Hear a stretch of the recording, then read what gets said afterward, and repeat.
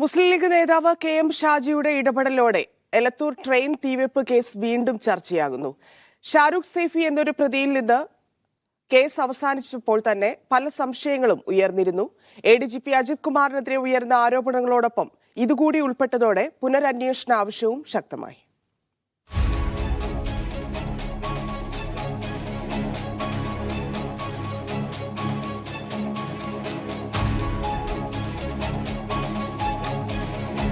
എന്തുകൊണ്ട് ഷാരൂഖ് സൈഫി എന്ന ഡൽഹി സ്വദേശി ഒരു സ്ഫോടനം നടത്താൻ കേരളം തെരഞ്ഞെടുത്തു?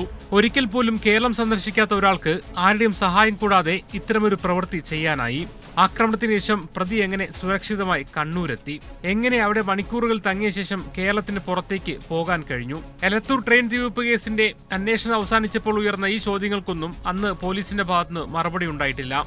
ഷാരൂഖ് സൈഫിയുടെ ജന്മസ്ഥലമായ ഷാഹിൻ ബാഗിനെ കുറിച്ചും അയാളുടെ പ്രേരണയെക്കുറിച്ചുമുള്ള എഡിജിപി എം.ആർ. അജിത് കുമാറിന്റെ പ്രതികരണവും സംശയത്തിന് ഇട നൽകിയിരുന്നു. ഇതുവരെയുള്ള അന്വേഷണത്തിൽ മനസ്സിലായത് പുള്ളി റാഡിക്കലൈസ്ഡ് ആണ്. പുള്ളി ഇത്തരം ഒരു കാര്യം ചെയ്യാൻ വേണ്ടി പ്ലാൻ ചെയ്ത് തന്നെയാണ് വന്നത്. അതാണ് അദ്ദേഹം ചെയ്തത്. അതിൽ അദ്ദേഹത്തിൻ്റെ ഉദ്ദേശം ഇത്തരത്തിലൊരു പ്രവൃത്തി ചെയ്യുക എന്നുള്ളതായിരുന്നു. അദ്ദേഹം വരുന്ന ഏരിയയെക്കുറിച്ച് നിങ്ങൾക്ക് അറിയാം, നിങ്ങൾ അന്വേഷിച്ചിട്ടുള്ളതാണ്, നിങ്ങൾക്ക് അതിൻ്റെ പ്രത്യേകത നിങ്ങൾക്ക് അറിയാം. എം.ആർ. അജിത് കുമാറിന്റെ RSS ബന്ധങ്ങൾ വിവാദമായിരിക്കെ ലീഗ് നേതാവ് കെ.എം. ഷാജി അന്വേഷണത്തിൽ സംശയം പ്രകടിപ്പിച്ച് രംഗത്തെത്തിയത് പുതിയ ചർച്ചയാവുകയാണ്. 2023 ഏപ്രിൽ 2-നാണ് ഇത് സംഭവിക്കുന്നത്. 2023 മെയ് 10-നാണ് കർണാടക തെരഞ്ഞെടുപ്പ്.